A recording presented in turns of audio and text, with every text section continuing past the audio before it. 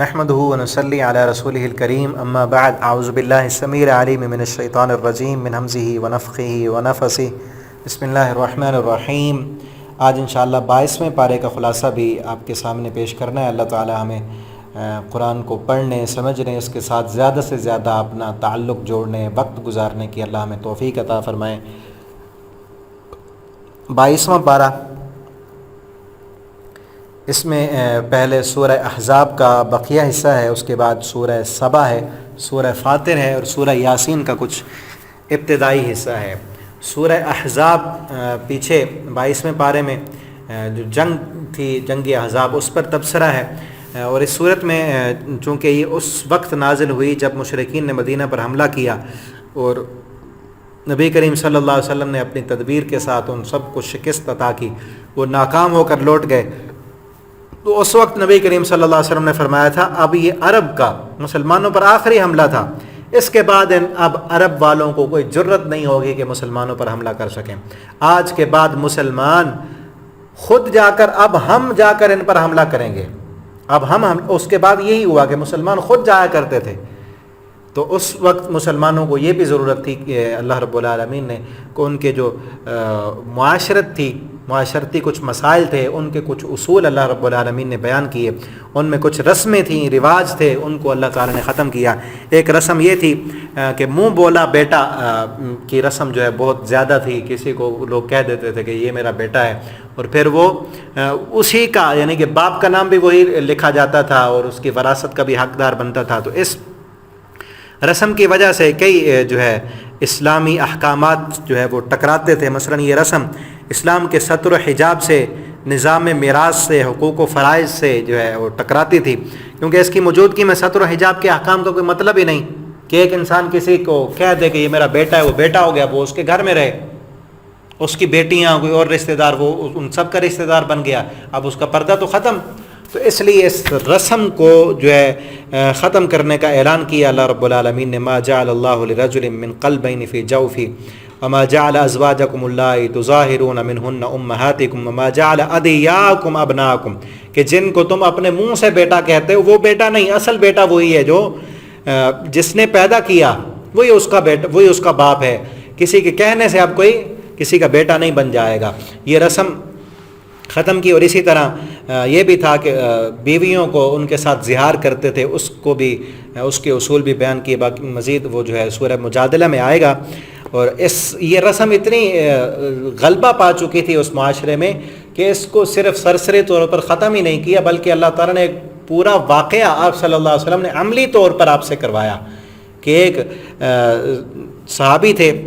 زید بن حارثہ، جو نبی کریم صلی اللہ علیہ وسلم کے غلام تھے، آپ صلی اللہ علیہ وسلم کو اس کے ساتھ محبت تھی۔ ایک واقعہ ہے، ان کے والدین لینے کے لیے آئے لیکن انہوں نے انکار کر دیا۔ زید بن حارثہ نے کہا کہ جو شفقت و محبت مجھے محمد صلی اللہ علیہ وسلم سے ملی ہے، مجھے اپنے والدین سے نہیں ملی، میں ان کے ساتھ نہیں جانا چاہتا۔ تو اس وقت آپ صلی اللہ علیہ وسلم نے فرمایا آج کے بعد زید بن حارثہ نہیں، زید بن محمد ہے۔ آپ صلی اللہ علیہ وسلم نے اسے اپنا بیٹا بنا لیا، اپنے بیٹا بنایا۔ پھر یہ صورت جب نازل ہوئی تو پھر آپ صلی اللہ علیہ وسلم نے فرمایا آج کے بعد زید بن محمد نہیں کہنا، بلکہ جس کا بیٹا ہے اسی کے باپ کا نام ہی لیا جائے گا۔ اور پھر اس کو مزید یہ کیا کہ آپ صلی اللہ علیہ وسلم نے اپنی آپ کی پھپھو زاد زینب، آپ کی پھپھو کی بیٹی تھی، ان کا نکاح آپ نے اپنے اس منہ بولے بیٹے زید کے ساتھ کر دیا تھا، لیکن جب بیٹا ختم ہو گیا، اللہ تعالیٰ نے ختم کر دیا۔ منہ بولا بیٹا حقیقی بیٹے کی طرح نہیں ہے، ویسے اگر کوئی بچہ ہے، شاگرد ہے، اس کو بیٹا کہہ دیں گے، لیکن وہ والا بیٹا نہیں بنے گا، حقوق نہیں بدلیں گے، احکام نہیں بدلیں گے۔ تو اس نے پھر زید نے زینب رضی اللہ تعالیٰ عنہ ان کے ساتھ ان کی نہ بنی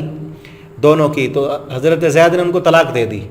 نبی کریم صلی اللہ علیہ وسلم چونکہ پہلے جب آپ نے بیٹا بنایا تو آپ سسر تھے اس کے، آپ کے ساتھ تو اس کا نکاح نہیں ہو سکتا تھا، لیکن جب اللہ تعالیٰ نے یہ ختم کی، آپ صلی اللہ علیہ وسلم کو پھر یہ حکم دیا کہ آپ نے اب اس سے نکاح کرنا ہے، زینب سے، جس کا زید سے نکاح ہوا تھا۔ آپ صلی اللہ علیہ وسلم کو بڑا فکر تھا کہ لوگ باتیں کریں گے کہ آپ نے منہ بولا بیٹا، جو بہو تھی اس کے ساتھ نبی صلی اللہ علیہ وسلم نے نکاح کر لیا ہے، بلکہ باتیں کی لوگوں نے، لیکن اللہ تعالیٰ نے ایک رسم کا جڑ سے جو ہے وہ خاتمہ کرنا تھا۔ اللہ رب العالمین نے خود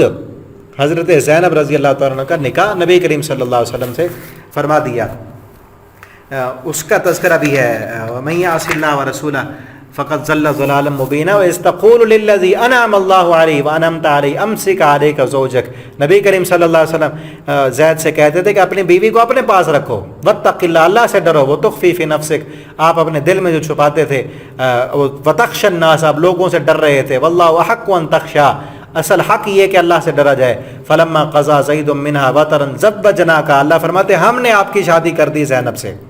ٹھیک ہے نا۔ تو اس رسم کو بھی اللہ رب العالمین نے توڑا۔ آگے نبی کریم صلی اللہ علیہ وسلم کے لیے یہ بھی آپ اللہ تعالیٰ نے فرمایا، یا ایھا النبی انا احللنا لک ازواجک اللاتی، آپ کے لیے ہم نے بیویاں حلال کر دیں کہ جن کو آپ حق مار دو، جن کے ساتھ چاہو جو ہے وہ نکاح کر سکتے ہو۔ اور پھر یہ بھی اللہ تعالیٰ نے حکم دیا، ترجی من تشاء، ان بیویوں میں سے جس کو آپ اپنے پاس رکھنا چاہتے ہیں، جس کو طلاق دینا چاہتے ہیں دے دیں۔ اور یہ بھی ہے اس صورت میں کہ آپ صلی اللہ علیہ وسلم کی بیویوں نے آپ سے جو ہے خرچے کا مطالبہ کیا تھا، دنیا کے پیسوں کا مطالبہ کیا، تو اللہ رب العالمین نے فرمایا کہ نبی کریم صلی اللہ علیہ وسلم کو سے تم یہ دنیا کا مطالبہ کر کے آپ کو تنگ کرتی ہو، اگر دنیا چاہیے تو پھر دنیا لے لو، اور نبی کا ساتھ پھر نہیں ملے گا تمہیں، پھر دنیا ملے گی۔ نبی کے ساتھ رہنا ہے تو پھر دنیا کی محبت دل میں نہیں رکھنی، اللہ اور اس کے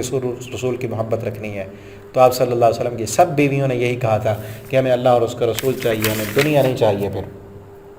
اور پھر آگے نبی کریم صلی اللہ علیہ وسلم کے گھر داخل کس طرح ہونا ہے اس کے آداب بتائے گئے، یا ایھا الذین آمنوا لا تدخلوا بیوت النبی، اے ایمان والو نبی صلی اللہ علیہ وسلم کے گھر میں داخل نہ ہو، الا ان یؤذن لکم، مگر یہ کہ تمہیں اجازت دی جائے کھانے کے لیے، اور کھانے کا پکنے کا انتظار بھی نہیں کرنا، جب پک جائے پھر جانا ہے، پھر جب کھا لو فَإِذَا طَعِمْتُمْ فَانتَشِرُوا، پھر چلے جاؤ۔ اور یہی آداب عام گھروں کے بھی ہیں کہ کسی کے گھر میں بغیر اجازت کے نہیں جانا، جو سورہ نور میں بھی احکامات تھے، بغیر اجازت کسی کے گھر میں نہیں جانا، اجازت لے کر پھر اندر داخل ہونا ہے۔ پھر پردے کے احکام بھی نازل ہوئے، یا ایھا النبی قل لازواجک، اے نبی کریم صلی اللہ علیہ وسلم اپنی بیویوں سے، اپنی بیٹیوں سے اور پورے مسلمانوں کی عورتوں سے کہہ دو، یدنین علیہن من جلابیبہن، کہ اپنے اوپر لمبی لمبی اوڑھنیاں، جلباب، چادریں وہ ڈالا کریں، ذالک ادنی یعرفن فلا یؤذین، یہ ان کے لیے بہتر ہے کہ انہیں یعرف، ایک قرات ہے کہ اللہ یعرف، کہ انہیں وہ پہچانے نہیں جائیں گی، پتہ نہیں چلے گا کہ یہ بوڑھی عورت ہے، جوان عورت ہے، حسین ہے، خوبصورت ہے، یہ کیسی ہے، اس کا حسن جو ہے وہ ظاہر نہیں ہوگا، فلا یؤذین، تو اس کو ایذا نہیں ملے گی، لوگ ایذا نہیں دیں گے اسے۔ اور دوسرا یہ بھی ہے کہ یعرف، وہ پہچانے جائیں گی کہ یہ مومنہ عورتیں ہیں، یہ فحاشی اور یعنی کی طرف دعوت دینے والی نہیں، یہ بدکارہ عورتیں نہیں ہیں، یہ عام عورتوں کی طرح نہیں ہیں، یہ عظیم عورتیں ہیں جنہوں نے اپنے آپ کو چھپایا ہوا ہے تاکہ ان کی پہچان ہو جائے، فلا یؤذین، ان کو کوئی ایذا نہ دے۔ اگر آج کی عورتوں کو یہ سمجھ آ جائے نا کہ اللہ کے اس قرآن کی یہ آیت فلا یؤذین، پردہ کر کے نکلیں گی تو انہیں ایذا نہیں ملے گی، ایذا تب ملتی ہے جب عریاں ہو کر نکلتی ہیں۔ آج عورتیں چیختی ہیں کہ ہمارے حقوق کہاں ہیں، لوگ ہمیں چھیڑتے ہیں، ہمارے ساتھ زیادتیاں ہوتی ہیں، فلاں ہوتا ہے۔ جب تم کھلے گریبان کر کے،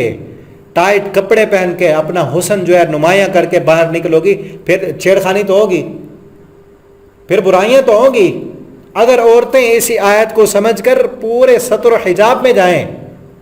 آدھی سے زائد برائیاں ختم ہو جائیں گی، فحاشی عریانی ختم ہو جائے گی، آدھے سے زیادہ زنا ختم ہو جائیں گے۔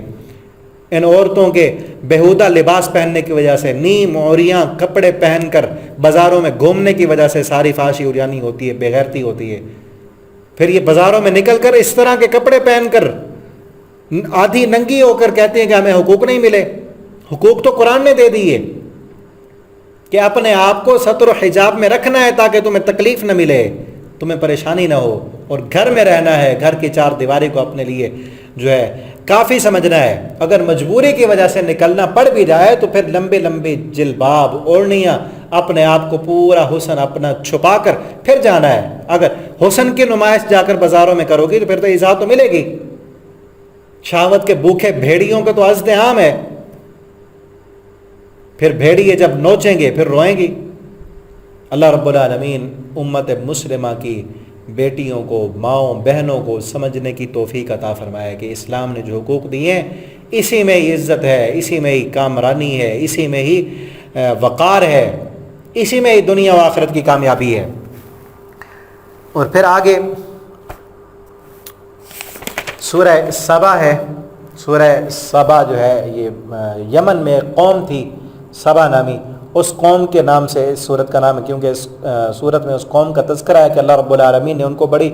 وسعتیں دی تھیں، باغات دیے تھے، نعمتیں عطا کی تھیں اور بہاریں تھیں، لیکن ان لوگوں نے اللہ رب العالمین کی نافرمانی کی، اپنے پیغمبر کو جھٹلایا، تو اللہ رب العالمین فرماتے ہیں ہم نے ان کی ناشکری کی وجہ سے، کفر کی وجہ سے ہم نے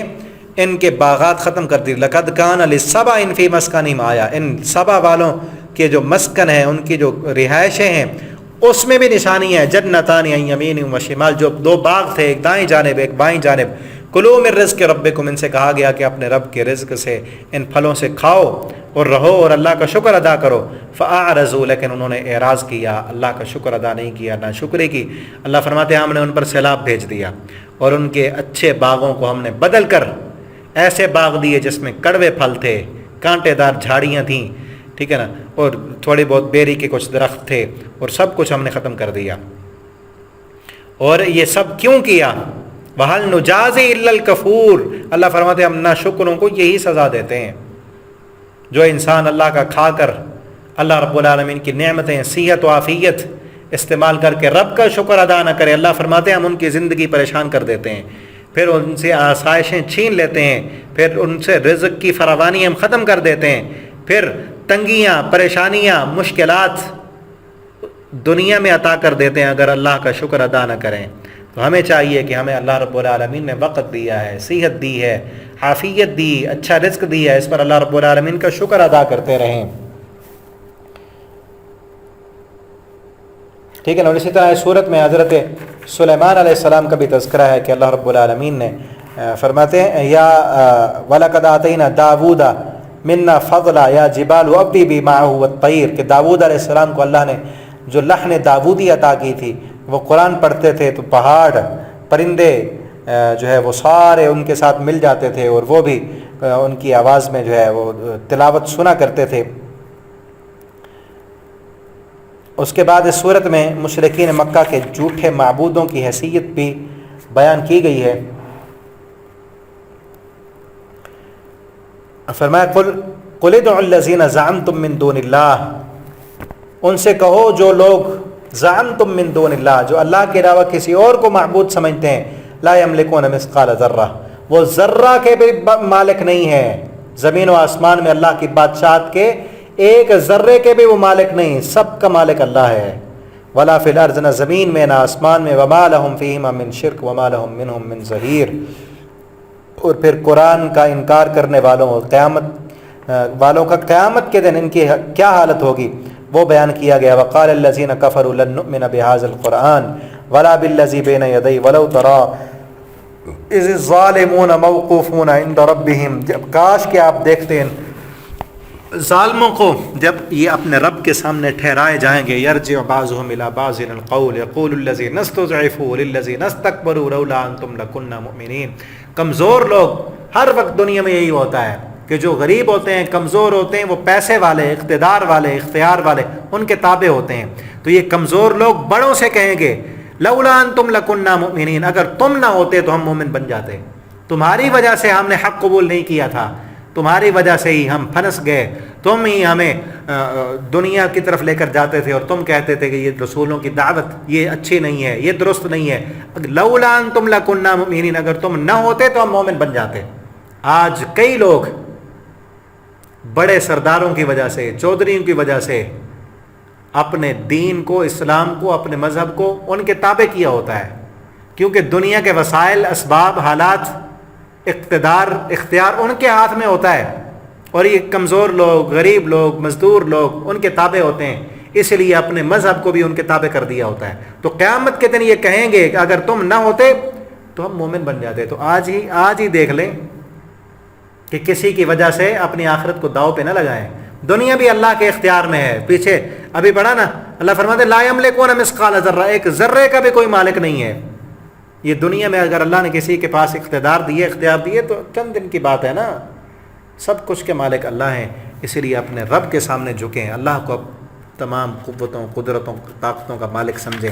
اس کے آگے سورہ فاطر ہے۔ سورہ فاطر یہ بھی مکی صورت ہے، اور نبی کریم صلی اللہ علیہ وسلم کی مخالفت کرنے اور آپ صلی اللہ علیہ وسلم کے خلاف سازشیں جب ہو رہی تھیں، اس وقت قریش مکہ کی جو متکبرانہ قیادت تھی ان کو اللہ رب العالمین نے قانون جزا و سزا بتا کر اس صورت میں ان کو دھمکی دی ہے کہ ان قریب تمہارے لیے بھی جو اللہ کا قانون جزا و سزا ہے وہ نافذ ہونے والا ہے اور تمہیں اپنے کرتوتوں کی سزا ملنے والی ہے۔ اور اللہ تعالیٰ نے اپنی نعمتوں کا، اللہ نے جو نعمتیں کی ان کا تقاضا کیا ہے وہ بیان کیا، یا ایھا الناس اذکروا نعمت اللہ، اے انسانوں جو اللہ نے جو تم پر نعمتیں کی ہیں ان نعمتوں کو یاد کرو۔ هل من خالق غیر اللہ، کیا اللہ کے علاوہ کوئی اور خالق ہے؟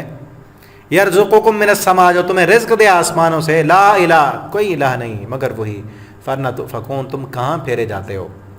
اور پھر مشرکین کے معبودوں کی بے بسی بھی بیان کی، وَمَا يَسْتَوِي الْبَحْرَانِ هَٰذَا عَذْبٌ فُرَاتٌ سَائِغٌ شَرَابُهُ وَهَٰذَا مِلْحٌ أُجَاجٌ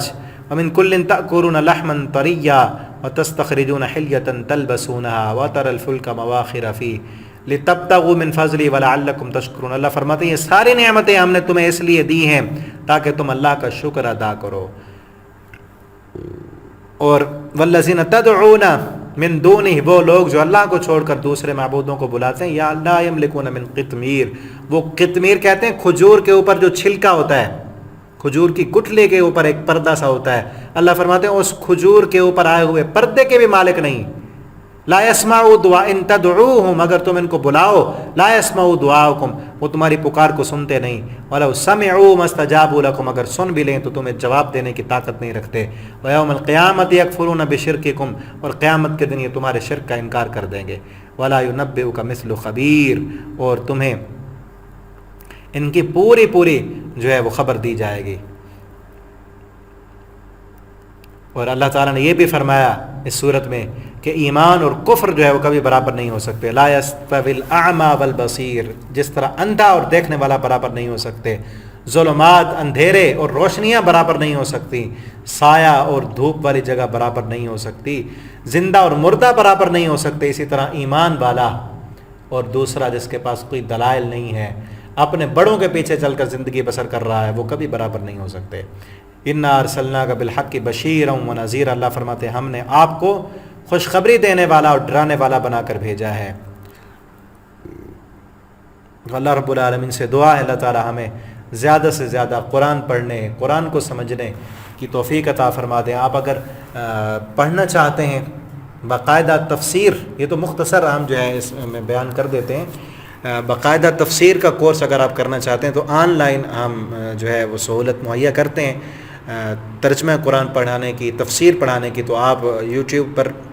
اسلامک ٹیچر طیب کے نام سے چینل ہے، اس کو سبسکرائب کریں، یا آپ واٹس ایپ پر آپ رابطہ کریں تو انشاءاللہ آپ کو باقاعدہ جو ہے وہ کلاس میں داخلہ دیا جائے گا۔ انشاءاللہ ایک رکوع کا ہم جو ہے وہ لیکچر دیتے ہیں تفسیر کا، تو انشاءاللہ وہ بھی آپ پڑھ سکتے ہیں۔ خصوصاً اس رمضان میں ان طاق راتوں میں عہد کریں کہ انشاءاللہ ہم نے اپنی زندگی میں قرآن کو شامل کرنا ہے، قرآن کو سمجھ کر پڑھنا ہے، تفسیر کے ساتھ پڑھنا ہے، تدبر کے ساتھ پڑھنا ہے، اس کے مطابق اپنی زندگی بسر کرنی ہے۔ ان طاق راتوں میں، ان برکت والے راتوں میں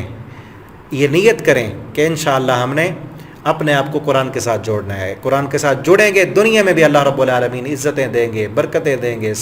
فرازیاں عطا کریں گے۔ جس طرح جمعے کے خطبے میں بھی آج میں نے بیان کیا تھا کہ سب سے عزت کا راستہ یہی ہے، دنیا میں بھی آخرت میں بھی عزت والا راستہ یہی ہے کہ اپنے آپ کو قرآن کے ساتھ جوڑ دیں۔ ورنہ اللہ رب العالمین فرماتے ہیں، نبی کریم صلی اللہ علیہ وسلم کا فرمان ہے، اللہ اسے قرآن کے ذریعے لوگوں کو عزت دیتے ہیں، جو قرآن کے ساتھ جڑ جائیں اللہ عزتیں عطا کرتے ہیں، اور جو قرآن کو چھوڑ دیں اللہ انہیں ذلیل کر کے رکھ دیتے ہیں۔ اللہ تعالی ہمیں عمل کی توفیق عطا فرمائے۔ آخر دعوانا الحمد للہ رب العالمین۔